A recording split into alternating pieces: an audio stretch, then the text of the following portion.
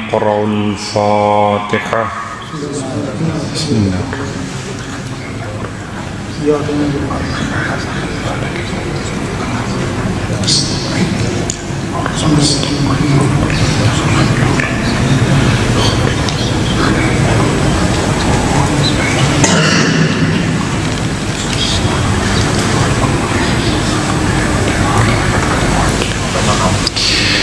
أعوذ بالله من الشيطان اللعين الرجيم. بسم الله الرحمن الرحيم. الحمد لله رب العالمين. الصلاة والسلام على أشرف الأنبياء والمرسلين سيدنا أبي القاسم محمد وعلى أهل بيته الطيبين الطاهرين واللعنة الدائمة على أعدائهم أجمعين. أما بعد فقد قال الله تبارك وتعالى في كلامه الحميد وفرقانه المجيد قوله الحق وهو أصدق القائلين. بسم الله الرحمن الرحيم.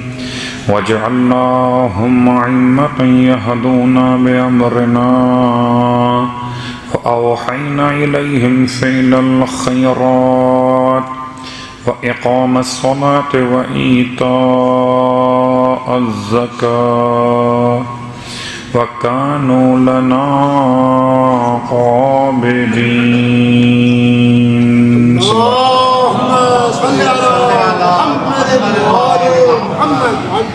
تمام تعریفیں خداوند حسن مجتبیٰ کے لیے اور تمام ہدیہ درود و سلام خانواد حسن مجتبیٰ کے لیے. الحمدللہ الذی جعلنا من المتمسکین بالقرآن العظیم وجعلنا من المتمسکین بولایت علی بن ابی طالب علیہ السلام.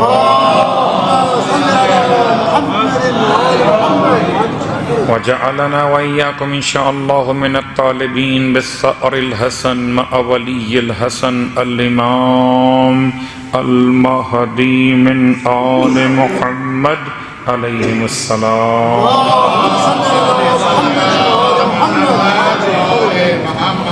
اما بعد بارگاہ امام مجتبیٰ علیہ السلام میں شکر پروردگار کے ساتھ ایک موقع عطا ہوا کہ پھر معصوم کی مدحت بیان کریں، معصوم کے فضائل کے ساتھ معصوم کی تاریخ اور سوانح کو بیان کریں.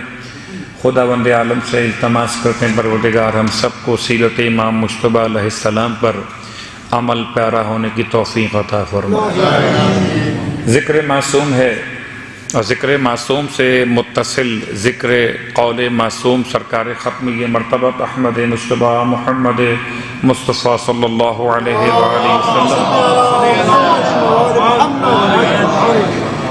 جو آپ کی خدمت میں مسلسل بیان ہو رہا ہے. خطبہ شعبانیہ ماہ مبارک اور رمضان کے استقبال کے عنوان میں اللہ کا رسول فرماتے ہیں ایھا الناس من حسن منکم فی ھذا الشہر خلقہ.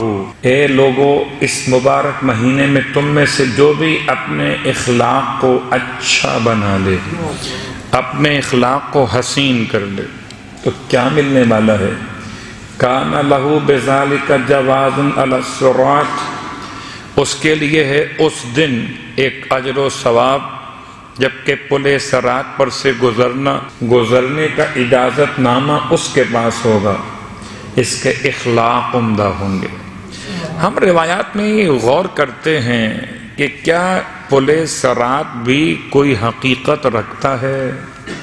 کیا پل صراط کو پل بنا ہوا ہے اس پر سے انسان گزر کر چلے گا؟ وہ ایسا پل ہے اس پر سے چلنا آسان نہیں ہے. یا کوئی ایسی امتحان گاہ روز قیامت ہے کہ جہاں جو اپنے آپ کو جہنم سے بچا گیا اور جنت میں پہنچا گیا وہ کامیاب ہو گیا. پل صراط کی وضاحت کیا ہے اور پھر معصوم کا فرمان کہ مولائے کائنات علی ابن ابی طالب علیہ السلام کی ولایت و محبت پل صراط پر سے گزرنے کا جواز ہے. یعنی کہ جواز اخلاق ماہ رمضان کا جواز محبت مولائے متقیان کی، اور تیسرا جواز جو انشاءاللہ خدا ہم سب کو نصیب کرے وہ 3 کتابوں کا حوالہ، کتاب وسائل شیعہ ہو، کتاب بحار الانوار ہو، یا عوالم العالم کتاب کا نام ہو، اور اللہ کے رسول ارشاد فرمائیں امام مجتبیٰ علیہ السلام کی قبر مبارک کی زیارت کے ثواب کے بارے میں، کہ جو جنت البقیع میں قبر مجتبیٰ کی زیارت کرے، تو جنت البقیع میں امام حسن علیہ السلام کی قبر مبارک کی زیارت کرے، اس دن اس کے قدم مضبوط ہوں گے، اس دن قیامت کے میدان میں لوگوں کے قدم ڈگمگا رہے ہوں گے۔ تو قبر مجتبیٰ کی زیارت، مولائے کائنات کی محبت، اور ماہ رمضان میں اخلاق حسنہ، یہ 3 روایات تو بہت سامنے جمع ہو گئیں۔ کیا ان 3 روایات کو مختلف المزاج کہیں گے؟ مولا کی محبت کچھ اور بناتی ہو، مجتبیٰ کی قبر کی زیارت کچھ اور سمجھاتی ہو، اور اخلاقیات انسان کو کہیں اور لے جاتے ہوں، تو یہ تکلیف مالا یطاق ہو جائے گا کہ ایک دہانی طرف، ایک بائیں طرف، ایک سامنے کی طرف۔ لیکن کمال عشق آل محمد کا پیغام یہی ہے کہ 3 باتیں ہیں مگر پیغام ایک ہے، ثواب 3 طرح کے مگر تینوں کا عنوان ایک ہے۔ جس کو مولائے کائنات کی محبت نصیب ہو گئی، اس کی پہچان یہ کہ بد اخلاق نہ رہا، صاحب اخلاق ہو گیا۔ لوگ سمجھتے ہیں شاید تبرہ اس بات کا نام ہے کہ میں کسی کے خلاف نعرے بلند کروں۔ نعرے لگانا تو پارٹیوں کا مسئلہ ہے، کہ سیاسی پارٹیاں ہیں جو نعرے لگاتی ہیں اور جواب دینے والوں کی گنتی سے ووٹنگ کی جاتی ہے۔ بہت سی مثالیں آپ کی خدمت میں موجود، صلوات پڑھے محمد و آل محمد۔ اصلاً تبرہ یا براعت لفظ اور قول کے ساتھ ساتھ اعمال سے بھی متعلق ہے۔ کیا حاکم شام کی بد اخلاقیاں واضح نہیں ہیں؟ تو جو حاکم شام کی بد اخلاقیوں سے اپنے آپ کو الگ کر لے، وہی تو حسن اخلاق پر فائز ہو گیا، اور جو حسن اخلاق پر فائز ہو گیا، کیا ممکن ہے کہ کوئی صاحب اخلاق ہو اور صاحب ولایت نہ ہو؟ کیسے ہو سکتا ہے کہ کوئی بہت اچھے اخلاق والا ہو اور مولائے کائنات علی ابن ابی طالب علیہ السلام کا چاہنے والا نہ ہو؟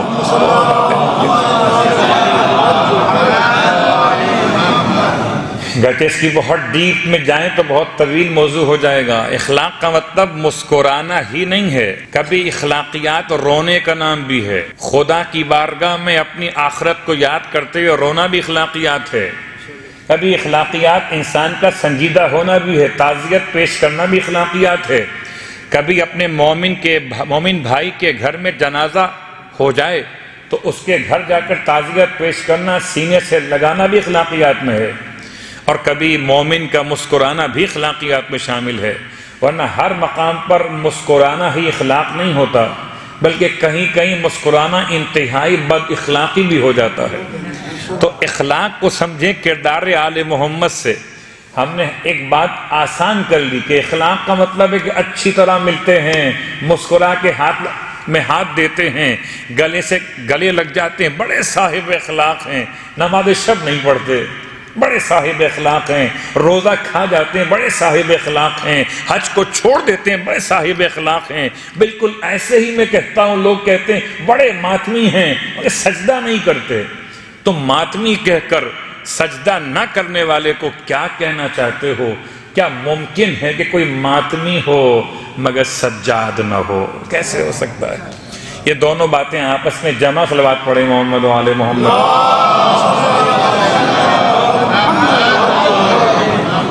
لیکن ایک بات یاد ہے کہ جو آج کا ماتمدار ہے، اگر کسی وجہ سے غفلت کا شکار بھی ہے تو آج کا ماتمدار کل کا ساجد ہو سکتا ہے، اور آج کا سجدہ گزار کسی بنیاد پر اگر ماتم نہیں کر پا رہا تو کل وہ ناصر امام بھی ہو سکتا ہے۔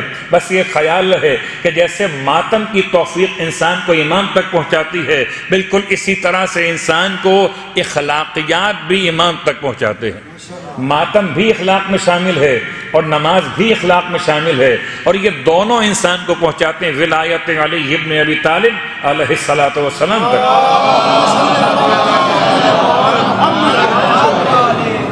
لیکن نہ تو نماز اپنے نفس کے لیے اور نہ ماتم اپنے نفس کے لیے. ماتم بھی حسین کا ہے، نماز بھی حسین کے خدا کی ہے. ایسا نہیں ہے کہ اس کو میں اپنی ذات سے منسوب کر لوں. میں بڑا ماتمی ہوں، اللہ اکبر، نہ میں بڑا نمازی ہوں نہ میں بڑا ماتمی ہوں.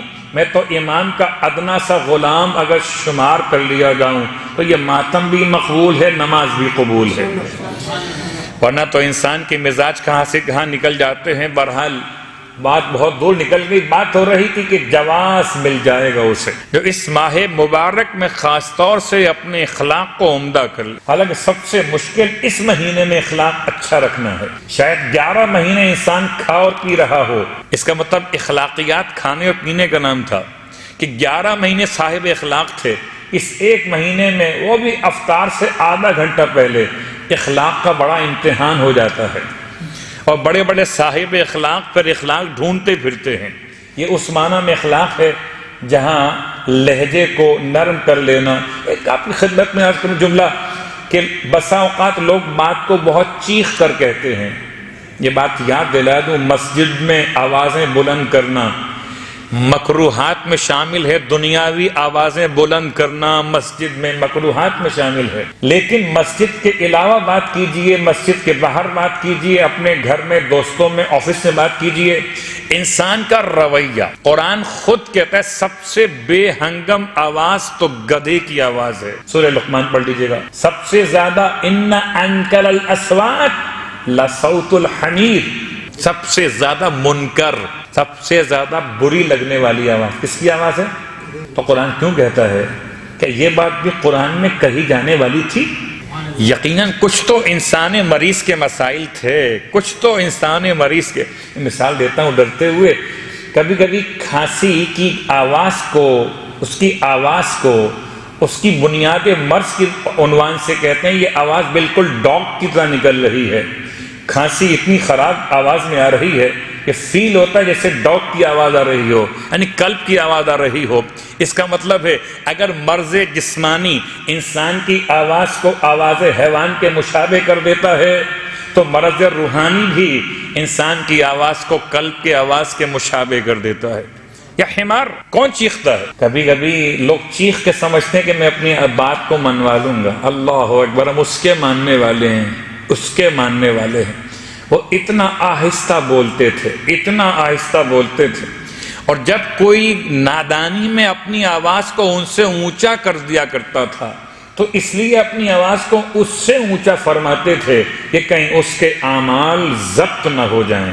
اس بے دہانی کی بنیاد پر کہ اے صاحبان ایمان لا ترفعوا اصواتکم فوق صوت النبی، تم اپنی آوازوں کو پیغمبر کی آواز سے اونچا مت کیا کرو ورنہ تمہارے اعمال برباد ہو جائیں گے، تمہیں خبر بھی نہ ہوگی. صلوات پڑھے محمد و آل محمد. لیکن ایک بات سوچتا ہوں، اچھا ہوا خدا نے ہمیں زمانے غیبت میں پیدا کیا. بڑا اچھا ہوا زمانے حضور میں نہیں تھے. بڑا اچھا ہوا. بہت پردہ رہ گیا میرے آپ کے معاملات پر، کیونکہ امام غائب کو ماننا آسان ہے. بہت غور کیجئے گا. امام غائب کو ماننا آسان، امام حاضر کو ماننا آسان نہیں ہے. کیا مطلب ہے؟ امام غائب ہے. اب دعا کر رہے ہیں امام غائب ہیں. امام حاضر میں کیا فرق ہوگا؟ امام حاضر ہوتے اور امام حاضر کوئی ایسا کام کرتے جو ہماری سمجھ میں نہ آتا. ہو سکتا ہے اپنی نا سمجھی کو ہم اپنی سمجھ کہتے اور پھر جملے یہ کہے جاتے کہ کیسے امام ہیں، ان کو اتنا بھی پتہ نہیں ہے کہ کیا کرنا چاہیے.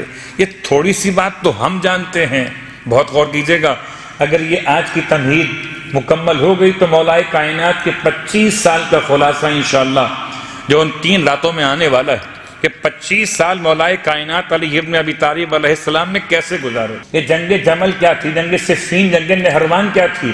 ان 3 جنگوں سے زیادہ خطرناک وہ مسلمان، وہ مولا کے لشکر والوں کی کیفیت تھی جس کی بنیاد پہ میں آج کہہ رہا ہوں کہ اچھا ہے ہم امام غائب کے زمانے میں ہیں. امام حاضر کے زمانے میں ہوتے تو مسئلہ صلوات پڑھے محمد و آل محمد.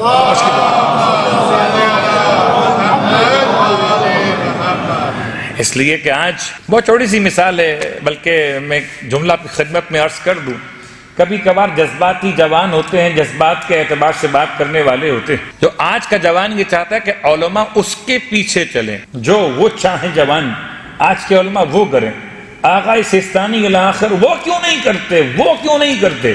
اس کا مطلب ہے کہ آج کے علماء جوانوں سے پوچھ کے چلیں گے کہ چلنا کہاں پر ہے. آج سے 50 سال پہلے، آج سے 100 سال پہلے کا جوان وہ تھا جو علماء کے پیچھے چلتا تھا، اور آج کا جوان علماء کو اپنے پیچھے چلانا چاہتا ہے. فرق واضح ہوا. اگر آج کا یہ جوان امام کے دور میں ہو اور امام کی کوئی بات سمجھ میں نہ آئے، کوئی حکمت سمجھ میں نہ آئے، تو سمجھ میں نہ آنے کی بنیاد پر امام کے بارے میں جملہ زبان سے ادا ہو جائے، اس سے بہتر یہ نہیں ہے کہ ہم امام غائب کے دور میں ہیں اور اتنا سیکھ لیں، اتنا سمجھ لیں کہ امام وقت جب آئیں گے تو لوگ کہیں گے یہ کون سے صاحب آ گئے؟ اچھی بھلی جماعت ہوتی تھی ہماری یہاں کھڑے ہو کر، یہ تو انہوں نے جماعت ہی بند کروا دیا کر، یہ تو امام لگتے ہی نہیں ہیں. یہ اچھا خاصا ہم باہر بیٹھ کر خیمے میں روزہ کھول لیا کرتے تھے. مثلا یہ کون سے امام آ گئے جو کہتے ہیں پکوڑے حرام ہیں؟ مثال کے طور پر سمجھانے کے لیے عینا محیی معالم الدین واہلہ، دعائے ندبہ کا جملہ کیا غلط ہے؟ کہاں ہے وہ عینا محیی، جو زندہ کرنے والا؟ زندہ کس کو کرنے والا ہے؟ مردہ کون ہوا ہے؟ معالم الدین واہلہ، دین کی نشانیاں اور اہل دین مردہ ہو گئے ہیں.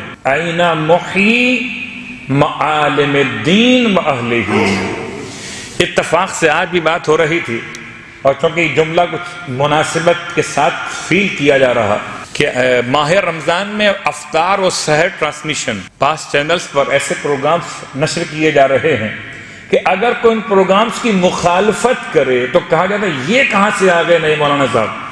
تو اگر زمانے کا امام آج اگر آ گیا اور اس نے ہمارے اور آپ کے معمولات میں جن کو ہم سمجھتے ہیں کہ حلال ہیں، قسم ہے پروردگار کی، اگر زمانے کا امام مجھ سے آ کر کے یہ پہنے ہوئے جبہ ہو یہ حرام ہے، تو مجھے کوئی حق نہیں پہنچتا میں امام کے سامنے ثابت کروں کہ حلال ہے.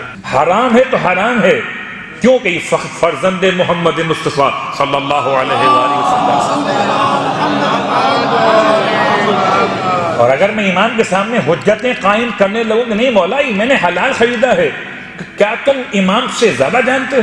میں نے اس لیے اس حد تک بات کو مکمل کیا کہ پھر وہ جملہ دعا کا امام غائب کے دور میں ہے تو بڑا پردہ پڑا ہوا ہے. آپ سب کو نیک، سب کو اچھا سمجھتے ہیں، سب کو حلال خیال کر لیتے ہیں. ٹھیک ہے، شک کی بنیاد پر ٹھیک ہے پاک ہی ہوگا، چلو شبہ ہو گیا، چلو حلال ہی ہوگا، لیکن معصوم حجت خدا کے سامنے نہ شک چلتا ہے اور نہ شبہ چلے گا.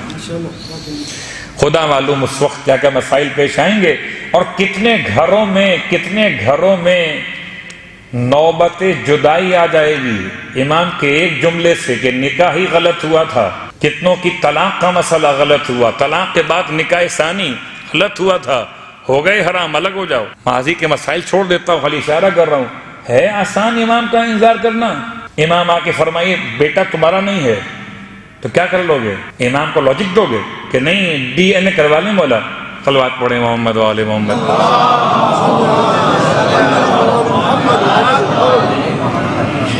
تو باتیں بہت سخت ہیں. امام کی آمد اور امام کی آمد سے متصل بات بہت آگے چلی گئی. بات چل رہی تھی یا ایھا الناس، اے انسانوں، اس مہینے میں جو اپنے اخلاق کو اچھا کر لے، کان لہ بذالک جوازا علی الصراط یوم تزل فیہ الاقدام، روز قیامت جب لوگوں کے قدم پورے صراط پر ڈگمگا رہے ہوں گے، اس دن ماہ رمضان میں اپنے اخلاق عمدہ بنانے والا بڑی کامیابی کے ساتھ گزر جائے گا. اس کے پاؤں، اس کے قدم نہ ڈگمگائیں گے. اور چونکہ امام مجتبیٰ علیہ السلام کی سیرت سے کچھ باتیں بیان کرنا لازم ہے.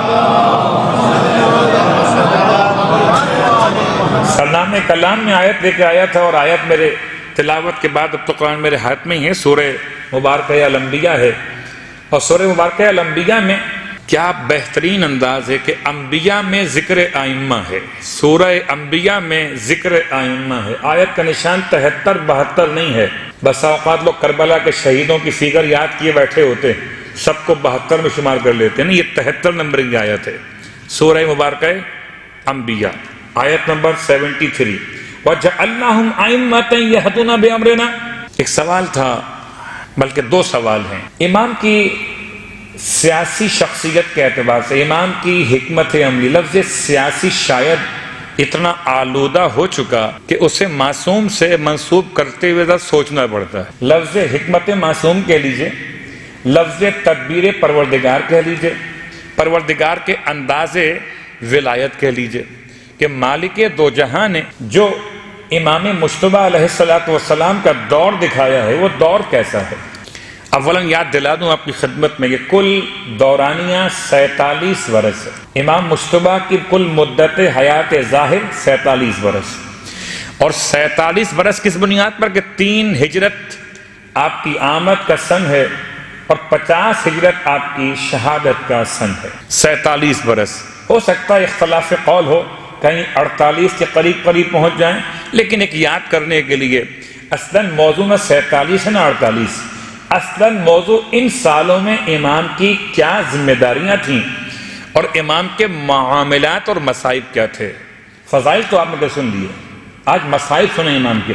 امام کی مصیبت پہلی مصیبت کیا کہ امام کے کردار پر، امام علیہ السلام کی شخصیت پر پہلی ضرب جو لگائی ہے بنو امیہ نے، وہ تھی کثرت ازدواج کی شرط۔ کثرت ازدواج یہ پہلی ضرب ہے، اور دوسری ضرب کہ ایسی حالت تو کسی معصوم کی کسی دور میں نہ ہوئی کہ جیسی اس معصوم کی گئی۔ ہم خالی فضائل پڑھ کے چلے جاتے ہیں۔ میں کل بھی آپ کی خدمت میں اشارہ کیا تھا کہ اگر روز قیامت سوال کر لیا، ایک دکھیاری ماں نے جواب کیا دیں گے اسے، اور باقاعدہ خطبہ نے ایک واقعہ لکھا، یعنی خطبہ اس کو بیان کرتے لکھا بھی گیا۔ بہت مشہور ہیں خطیب عرب کے، بہت پہلے گزرے، شیخ عبد الزہرا الکعبی، بڑا مشہور نام ہے اور کتنا خوبصورت نام ہے، عبد الزہرا، زہرا کا غلام۔ ہمارے یہاں بہت کم نام رکھے جاتے ہیں، اس لیے میں نے اشارہ بھی کر دیا کہ اگر کبھی نام کا مسئلہ ہو تو یہ نام بہت عمدہ ہے۔ البتہ ذرا خیال کیجئے گا یہ نام رکھ کر آپ کو مت جائیے گا حج کرنے۔ صلوات پڑھیں محمد و آل محمد۔ ورنہ وہ پوچھے گا امیگریشن والا، بتاؤ یہ عبداللہ سے عبد الزہرا کہاں سے آ گیا؟ تو شیخ عبد الزہرا الکعبی کہتے ہیں میں نے حالت خواب میں شہزادی کونین کو دیکھا۔ شہزادی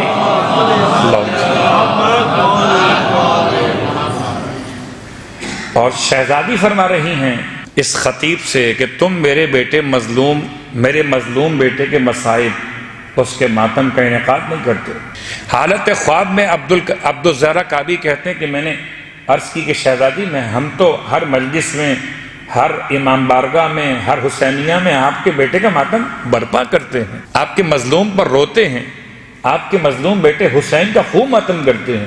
آپ نے جواب میں ارشاد فرمایا مگر میرا مظلوم بیٹا حسن، پھر جملے استعمال کیے اور میں ان جملوں کو روک کر، وہ خواب صادقہ کے جملے ہیں، وہ تو اپنے مقام پر، میں آپ کی خدمت میں دہراتا ہوں اس جملے کو کہ کربلا روزہ سرکار سید الشہداء، ہماری جانیں قربان ہو جائیں، خدا بار بار نصیب کرے، لیکن وہاں پہنچ کر زائروں کا اتنا ہجوم ہے کہ آپ کو انتظار کرنا پڑتا ہے کہ کب زری خالی ملے، اور ٹوٹی ہوئی قبر مجتبی اتنا سناٹا ہے کہ دیواریں منتظر ہیں کب زائر یہاں پر آئے گا۔ اس کے بعد بھی اگر انصاف نہ کر سکیں، ہو سکے تو آپ کچھ ایسا انتظام کیجئے کہ شہزادی کا کوئی شکوہ روز قیامت ان کے لبوں پر نہ آ سکے، کہ مولا مجتبی علیہ السلام کی تاریخ یاد رکھیے، ان کے فضائل، ان کے مناقب، ان کے حالات پر توجہ رکھیے، ان کی دعاؤں کی تلاوت کیجئے، ان کا انداز عبادت و زہد بیان کیجئے، جتنا بیان کر سکتے ہوں۔ یعنی ایک آقا حسین کے لیے 2 مہینے 8 دن، اور آقا حسن کے لیے ایک رات بس، فضائل کی بھی ایک رات اور مصائب کی بھی ایک رات۔ حالانکہ جنت کے جوانوں کے دونوں سردار ہیں، اور بڑے سردار امام مجتبی علیہ السلام ہیں۔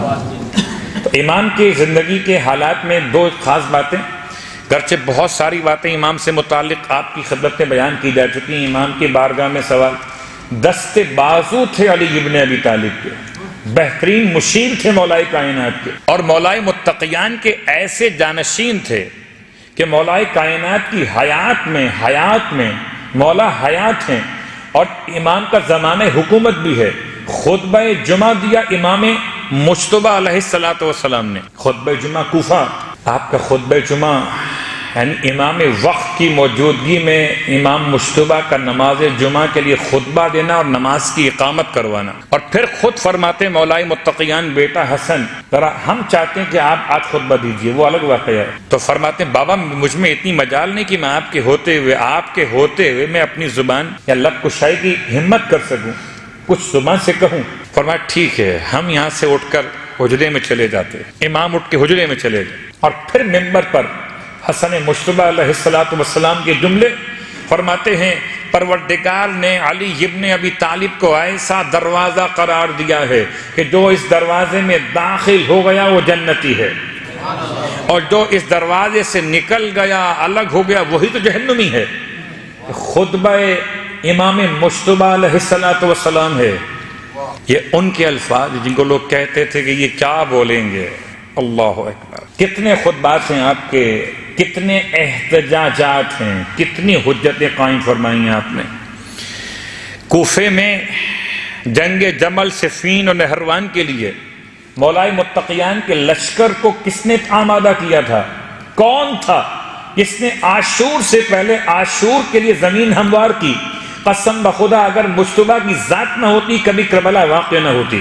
یہ کربلا یہ 3 دن کا واقعہ نہیں ہے، یہ لشکر یزید کی نابودی، یہ شام میں حاکم شام کی وہ کیفیت کہ لوگ اس کو رسول خدا کہنے پہ تیار تھے. حاکم شام کہ ایسے دیوان خوشامدی لوگ جو اسے آل رسول کہتے تھے، آل رسول کہیں، رسول خدا کہنے کو تیار ہو جائیں، اور وہ حاکم شام کی حکومت اتنا جلدی ختم ہو جائے کہ اس کا بیٹا یزید ملعون، یزید کے بعد اس کا بیٹا بس ختم ہو گیا.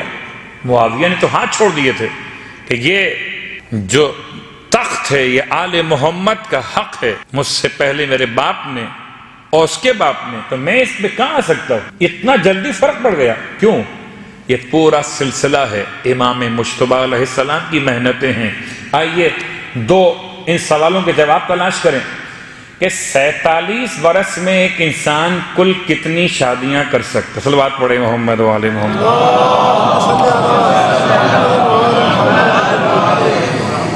47 برس میں سے 25 برس تو وہ ہیں جو مولائے متقیان کا زمانہ مشکلات ہے، زمانہ حکومت غیر معصوم ہے. تو اس زمانے میں تو امکان نہیں ہے کثرت ازدواج کا. خوب رسول خدا کا زمانہ 7 سال تک، امام مجتبی 7 سال تک اپنے جد کے ساتھ رہے. 3 اور 7 10 ہجری، 11ویں ہجری کا دوسرا مہینہ رسول خدا شہید یا انتقال کر گئے. اس کے بعد اب زمانہ وہ 25 سال کا، تو 11 اور 25 یعنی اب سمجھے تقریباً 37 سن ہجری پہنچ کر اب کل جو زمانہ بچتا ہے وہ 15 سال سے زیادہ نہیں ہے. اس میں امام نے کتنی شادیاں کی ہوں گی؟ والعیاذ باللہ من ذالک. کم از کم جو بیان کرنے والے افترا کر رہے تھے، کیا کر رہے تھے؟ 70 شادیاں کی ہیں. کتاب ابن ابی الحدید کا حوالہ، عبداللہ المدائنی کا حوالہ. 90 شادیاں کی ہیں، نور الابصار کا حوالہ. اور اس کے بعد تو غضب ہی ہو گیا. اس کے بعد تو 300-250 تک کی فگر پہنچا دی گئی. اتنی شادیاں کی ہیں. اگر اس کو اندازہ کریں تو کتنی شادیاں بنتی ہیں؟ سال میں 2 شادیاں یا مہینے میں 2 شادیاں. اس اعتبار سے 300 کی فگر مکمل کی جا رہی ہے. اور روایت گڑھتے گڑھتے یہاں تک پہنچ گئے کہ ایک دن کوفے میں مولائے کائنات علی ابن ابی طالب علیہ السلام سے روایت نے ارشاد فرمایا کہ میرے بیٹے حسن کو اپنی بیٹیاں نہ دیا کرو. میں نقل کفر کر رہا ہوں، مجھ پہ الزام کفر نہیں ہوگا. بیٹیاں نہ دیا کرو کہ یہ بہت طلاق دینے والے، مطلاق یا طلاق عربی کے لفظ کے اعتبار سے بہت طلاق دینے والے. اور عجیب بات ہے اس کے ساتھ لوگوں کا جواب بھی ملا. لوگ کہتے ہیں یہ ولو طلاق دے دیں مگر ہم انہیں پھر بھی اپنی بیٹیاں دیں گے. بات ہے یہ 250، یہ 300، یہ 90، یہ 70، یہ تمام فگر میں پوچھیں کیا ماشاءاللہ کوئی نکاح نامے آپ طے کرتے تھے؟ سماج کے رکھتے ہوں گے، یہ پہلی شادی کا نکاح نامہ، دوسری کا نکاح نامہ، تیسری کا نکاح نامہ. اور کتنی شادیوں میں شرکت کی ہوگی آپ نے جو آپ کو فگر یاد ہے. کہتے ہیں جھوٹ کے پاؤں نہیں ہوتے. یا یوں کہہ لیں کہ جھوٹے کا حافظہ نہیں ہوتا. پوچھیں کہ کم از کم نام تو بتا دو، خاندان نہ بتاؤ، قبیلہ نہ بتاؤ، علاقہ نہ بتاؤ، کب شادی کی.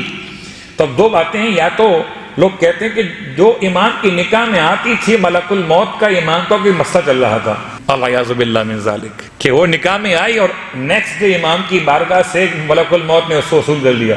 بڑے ہوشیار تھے بعض لوگ. نہیں، مسئلہ موت کا نہیں ہے، مسئلہ طلاق کا تھا.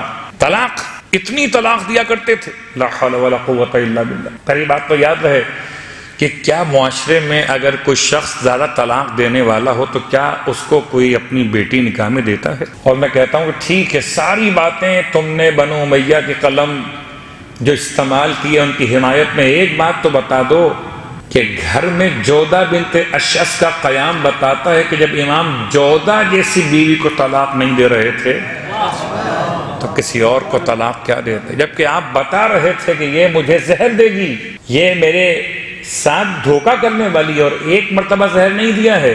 امام کو 17 مرتبہ زہر دیا گیا. 17 مرتبہ زہر دینے والی خاتون کو بھی امام نے طلاق نہیں دی. جب زہر دے گی تو لوگوں نے کہا مولا اس سے فارغ کر دیں. پھر آپ فرمائے طلاق دینے کے لیے بھی تو کوئی عذر ہوتا ہے، اور جب کوئی کام جرم انجام نہ دیا گیا ہو تو جرم کی سزا جرم سے پہلے کیسے دی جا سکتی ہے؟ حیرت کی بات ہے، سرکار ختمی مرتبت کے صاحب علم غیب نہیں تھے؟ کیا اللہ کے رسول کو نہیں معلوم تھا کہ آپ کا بیٹا حسن کیسا ہے؟ کیوں فرمایا تھا وَأَمَّا الْحَسَنُ فَإِنَّهُ ابْنِي وَوَلَدِي، یہ میرا بیٹا بھی ہے، میری اولاد بھی ہے. کون ہے؟ وَالْحُجَّةُ عَلَى الْأُمَّةِ، امت پر حجت ہے. وَقُرَّةُ عَيْنِ، میری آنکھوں کی ٹھنڈک ہے، میری آنکھوں کی ٹھنڈک ہے، میرے دل کا قرار ہے، میرے فواد کا ثمر ہے. کون؟ حسن. کیونکہ امرہ امری وقولہ قولی، اس کا امر میرا امر ہے، اس کا قول میرا قول ہے، اس کا امر میرا امر ہے. تو جو امر مجتبی ہے وہ امر پیغمبر ختمی کی مرتبت ہے. پھر آپ نے شیعہ سنی مورخین نے لکھا کہ اللہ کے رسول نے سب سے پہلے جس کو سید کہہ کر یاد کیا ہے. اگر آپ کے سامنے سوال رکھا ہے دنیا کا پہلا سید کون ہے، تو پہلا سید خود ختمی کی مرتبت نہیں ہے. پہلے سید مولائے کائنات نہیں ہے. مولائے کائنات اور اللہ کے رسول کی بارگاہ سے جس شخصیت کو سب سے پہلے لفظ سید کا عنوان ملا وہ امام مجتبی علیہ السلام کی ذات ہے.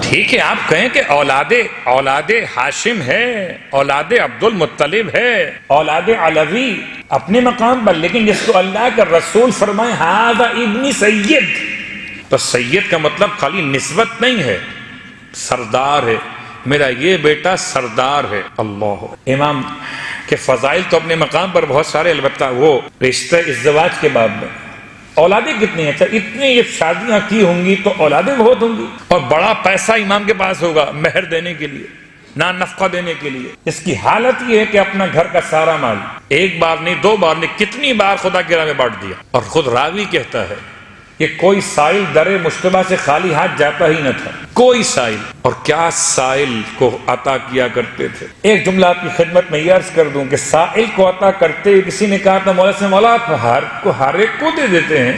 فرمایا میں بھی تو خدا کی بارگاہ میں بار بار جاتا ہوں، جب مجھ کو بار بار دیتا ہے تو میں بھی سب کو بار بار دے دیا کرتا ہوں. امام علیہ السلام، بہت آسان ہے اس کو دینا کہ جو آپ کی تعریف کر رہا ہو، بہت آسان ہے اس کو دینا جو آپ کے ہاتھ چوم رہا ہو، اور کتنا مشکل ہے اس کو دینا جو آپ کو اور آپ کے بابا کو سب کر رہا ہو. اس کو بھی اتنا عطا کیا. اللہ اکبر. میں کہتا ہوں حلم اور کرم ایسے مل گئے کہ عام طور پر جہاں کرم ہوتا ہے وہاں حلم نہیں ہوتا، اور جہاں حلم ہوتا ہے وہاں کرم نہیں ہوتا. آل محمد کی ازواج وہ ازواج ہیں جہاں مختلف ضدیں آپس میں جمع ہو جاتی ہیں. حلم بھی ہے اور کرم بھی ہے، برداشت بھی ہے اور عطا بھی ہے. ایسی برداشت ہے کہ عام طور پر ایسی برداشت ہوتی نہیں ہے. کتنی اولادیں ہیں؟ کل 16 اولادیں ہیں. کتنی اولادیں؟ صلوات پڑھ لیں محمد علیہ محمد.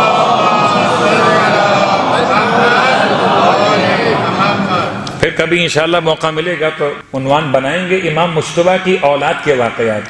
اور کربلا میں اور کربلا کے بعد سورات الحسینیہ میں امام کی اولاد کا رول کیا رہا؟ بہت بڑا رول ہے حسنی سادات کا۔ البتہ ہمارے یہاں بیان کون کرے؟ لگے بندے مخصوص جملے مکمل ہو جاتے۔ 16 اولادیں، اگر شادیاں زیادہ ہیں تو اولاد 150 ہو، 200 ہو، 250 ہو، 300 ہو، کم از کم ایک خاتون سے اگر ایک اولاد بھی ہوئی تو 70 تو ہونی چاہیے تھی نا، لیکن اولادیں 16۔ یہ بتا رہی ہیں کہ بنو امیہ کا ایسا الزام جو مولائے کائنات کے لیے ابو جہل کی بیٹی کا افسانہ گڑھ دیں، بنو امیہ سے اور کیا امید ہو سکتی ہے؟ البتہ امام حسن مجتبی علیہ السلام کی زندگی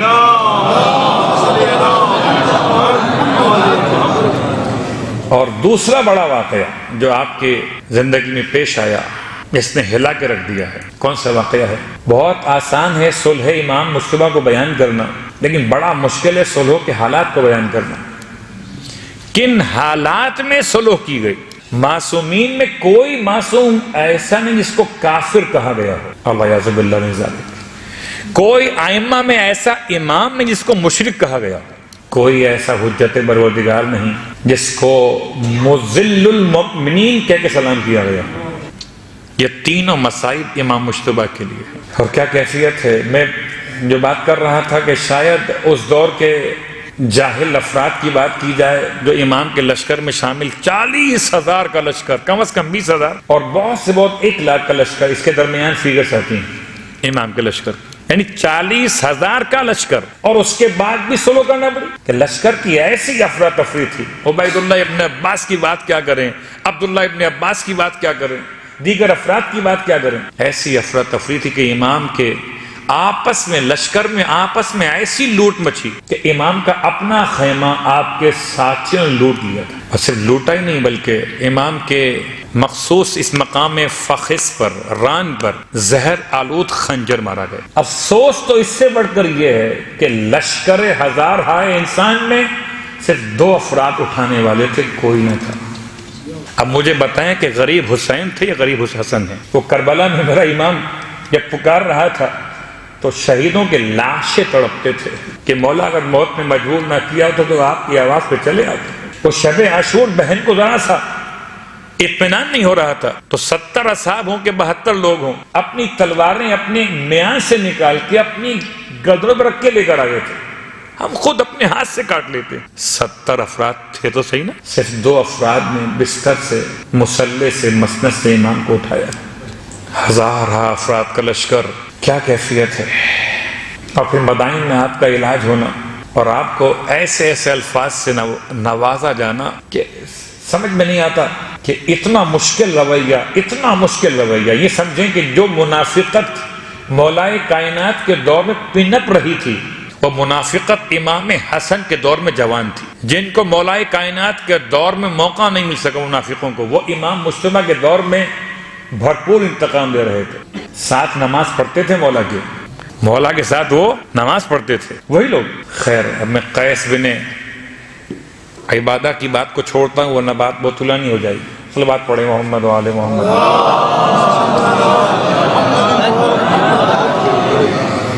بس عزیزان محترم، یہ وہ تمام واقعات ہیں، پانچ شرائط جو ہمیشہ بیان کی گئیں، آپ ہمیشہ دہرائیے اور ہمیشہ یاد رکھیے۔ جیسے کربلا میں آقا حسین کا آخری خطبہ یاد رکھتے ہیں، ایسے امام مجتبی کی 5 وہ شرائط صلح یاد رکھیے کہ کن کنڈیشنز پر امام نے صلح کی تھی۔ اور امام نے صلح کی نہیں کی بلکہ امام سے صلح لی گئی تھی۔ حاکم شام نے صلح کے لیے پیپر بھجوائے تھے کہ جو شرط آپ لکھ کر دیں گے ہمیں قبول ہوگی۔ پہلی شرط کہ حاکم شام، ہر سال سنتے ہیں محرم میں سفر کے آخر میں، پھر پڑھتا ہوں، حاکم شام کتاب خدا و سنت رسول خدا کے مطابق فیصلہ کرے گا۔ یہ شرط لکھوا کے امام نے پچھلی ساری گورنمنٹ شام کی یہ ثابت کر دی تھی کہ جو اب تک فیصلے کیے گئے نہ کتاب خدا کے مطابق تھے نہ سنت رسول کے مطابق تھے۔ شرط نمبر 2، مولائے کائنات امیر المومنین کے نام لے کر نہ ممبر سے سب و شتم ہوگا نہ کسی اور مقام سے، حتیٰ کہ نماز کے اندر بھی علی کے نام پر سب نہیں ہوگا۔ اس کا مطلب لوگ نماز کے اندر بھی مولائے کائنات پر سب کرتے تھے۔ شرط نمبر 2، کتنا بڑا طوفان تھا سمجھ سکتے ہیں؟ کتاب خدا پامال ہو رہی تھی، امام کی پہلی شرط نے کتاب خدا کو بچایا، سنت رسول پر عمل ہو رہی تھی، امام کی پہلی شرط کے سیکنڈ پارٹ میں سنت پیغمبر کو بچایا، مولائے کائنات کے نام پر سب کرنا اسلام کا حصہ بن رہا تھا، امام کی دوسری شرط نے وہ بچایا۔ امام کی تیسری شرط کہ شیعان امیر المومنین دنیا میں جہاں پر بھی ہوں امن و امان میں رہیں گے۔ اللہ اکبر، بہت غور کیجئے گا، آج کے حالات دیکھیے، آج کے حالات دیکھیے اور پھر امام مجتبی علیہ السلام کی سیاسی بصیرت پہ غور کیجئے کہ یہ سلو نے اس زمانے کی اموی حکومت کو پابند کیا تھا کہ شیعان امیر المومنین دنیا میں جس مقام پر رہیں گے امن میں رہیں گے، تو سیکیور کیا امام مجتبی نے آج تک کے شیعہ کو۔ صلوات پڑھیں محمد و آل محمد۔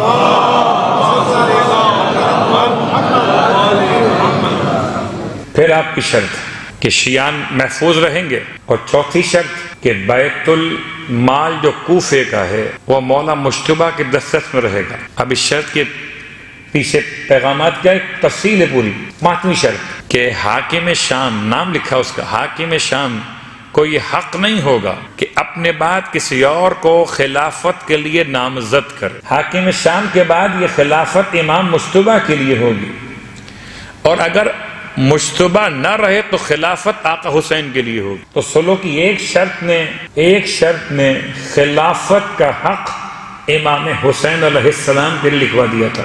کتنا مشکل کام تھا یہ۔ اور اس کے بعد صرف چند جملے آپ کی خدمت میں، اگرچہ آج میلاد کا ماحول بھی ہے لیکن میں کیا کروں، میلاد کے ماحول کے ساتھ ساتھ سوچ کر تو آیا تھا کہ آج جنادہ ابن ابی امیہ کی جو وصیت امام نے جو بیان کی اس کو بیان کروں۔ خالی ایک جملہ آپ کی خدمت میں، یہ کب آئے امام کے پاس جنادہ بن ابی امیہ؟ یہ اس وقت آئے جب کہ امام کا کلیجہ کٹ رہا تھا، جس کو 17 مرتبہ زہر دیا گیا، تو وہ جو 17 مرتبہ میں 16 مرتبہ اس سے پہلے دیا گیا تھا، تو وہ بھی تو بدن پہ لگا ہوگا نا۔ 17ویں بار جب امام کو زہر دیا گیا اور کلیجہ اتنا شدید متاثر ہوا کہ اندر سے کٹنے کی کیفیت تھی، اس وقت جنادہ ابن ابی امیہ امام کا چاہنے والا امام سے کہتا یا مولا یا رسول اللہ اذنی، مجھے نصیحت کیجیے۔ فرمایا یا جنادہ استعد لسفرک، اپنے آخرت کی سفر کی تیاری کرو۔ پھر فرمایا اے جنادہ وعلم، یہ بات جان لو کہ تم آخر دنیا کو طلب کرتے ہو، انکا تطلب الدنیا والموت یطلبک، تم دنیا کو طلب کرتے ہو اور موت تم کو طلب کرتی ہے۔ پھر امام فرماتے ہیں، میں اس میں چند جملے آپ کی خدمت میں بیان کر رہا ہوں، خالی مکمل وصیت تو بہت بڑی ہے۔ فرماتے ہیں جنادہ جان لو اس بات کو کہ دنیا کے لیے ایسے کام کرو جیسے تمہیں ہمیشہ رہنا ہے، اور آخرت کے لیے ایسے کام کرو جیسے تمہیں کل ہی مر جانا ہے، تموت غدا۔ پھر فرماتے ہیں جنادہ اگر تم چاہتے ہو کہ تم بغیر خاندان کے اور بغیر حکومت کے صاحب عزت اور صاحب ہیبت ہو جاؤ، حکومت کے بغیر صاحب ہیبت اور خاندان کے بغیر صاحب عزت، تو تمہیں چاہیے کہ خدا کی معصیت کی ذلت سے نکل کر خدا کی اطاعت کی عزت میں داخل ہو جاؤ۔ امام کی نصیحتیں، اور امام کی نصیحتوں کے ساتھ ساتھ خالی ایک جملہ آپ کی خدمت میں کہ واقعاً اتنا مظلوم امام ہے، اسے زہر کے ساتھ بھی اور پھر تیروں کے ساتھ بھی کوئی جنازہ گھر سے 2 بار تاریخ میں اٹھایا ہی نہ گیا۔ ایک مظلوم کا جنازہ ہے، پہلے نکلتا ہے تو زہر کی شدت ایسی ہے کہ کلیجہ تو پہلے ہی کٹ چکا ہے، اور اب جب جنازے کو باہر آتے ہوئے دیکھا تیر اتنے برسائے گئے، لوگ تو پھول برساتے ہیں میت پر، واہ غربتا، تم پھول نہیں ڈال سکتے تھے تو کم از کم احترام کر لیتے۔ اتنے تیر برسائے گئے کہ خدا نہ کرے کوئی ایسا مومن کا جنازہ ہو اس کا کفن بدلنا پڑے۔ ایسا لگتا ہے جیسے وہ کفن جو کربلا میں آقا حسین کو نہ ملا، ہائے وہ 2 کفن امام حسن کے لیے استعمال ہو گئے۔ ایک مرتبہ کفن پہنایا گیا تھا، اس سے امت نے اتنا رنگین کیا، لوگ کہتے ہیں سبز رنگ مولا حسن کا ہے، میں کہتا ہوں سبز رنگ تو اپنے مقام پر سرخ کفن بھی مولا حسن کا ہے۔ اور بعد میں پھر کفن بدلا گیا، خدا ہم سب کو نصیب کرے جنت البقیع کی زیارت خدا ہم سب کو نصیب کرے، امام مجتبیٰ کی شفاعت خدا ہم سب کو نصیب کرے، تمام تر اعمال صالحات کی توفیقات خدا ہم سب کو نصیب کرے۔